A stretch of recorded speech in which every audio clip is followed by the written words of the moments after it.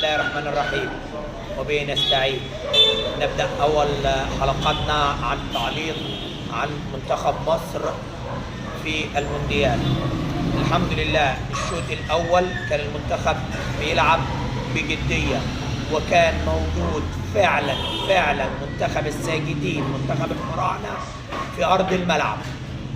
وكنا بنلعب مش 11 لعيب، كنا بنلعب 11 راجل موجودين في الملعب، وعلى رأسهم هيثم حسن ومحمد هاني، وناس كتير هتختلف معايا على محمد هاني، تمام، وتريزيجيه وشوبير اللي تألق جامد، تمام، معلش على الهدف اللي جه تمام من مهند، بس برضو لعبنا رجاله، تمام. طيب نيجي في الشوط الثاني.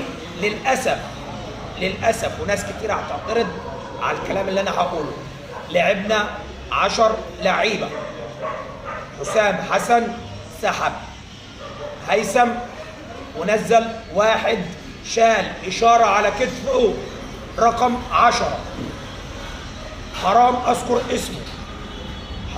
اذكر اسمه عشان خاطر هو بيلعب باسمه، ما بيلعبش لمنتخب مصر، هو ما بيلعبش لاسم مصر، بيلعب لاسمه هو فقط لا غير، تمام.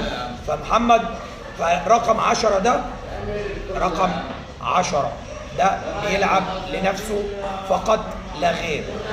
عمره ما وصل من اول ما شال اشاره الكابتن،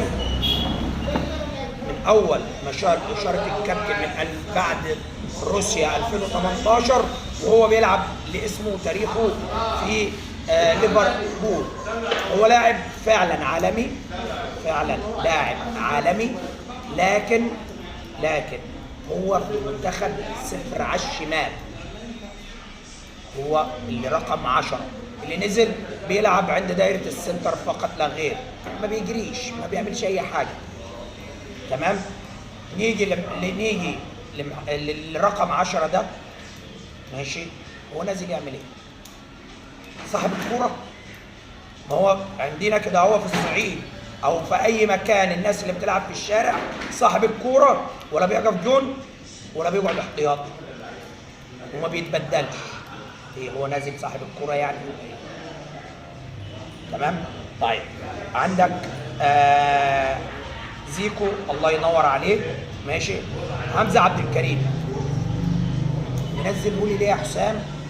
مع احترامي ليك ولتاريخك ككابتن يا حسام، وبحييك لشجاعتك ان انت واخد حمزة عبد الكريم في هذا التوقيت وبسنه ده، ان انت بتديله فرصة. لناس كتيرة انتقدتك وقالت ازاي ان انت تاخد واحد لاعب لسه ليس له خبرة.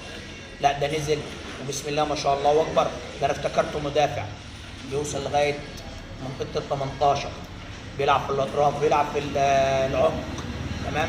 انت الله ينور عليك يا حسام يا حسن. طب انت نزلته ليه في اخر 10 دقائق؟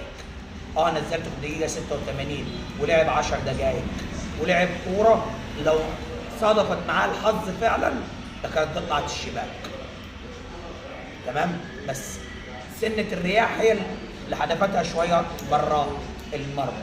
طب احنا هنقول لحسام حسن يا ريت تشرك بعد اذنك حمزة عبد الكريم اكتر من كده، واعتمد على مرموش واعتمد على هيثم، ما تعتمدش على رقم 10 ده نهائيا.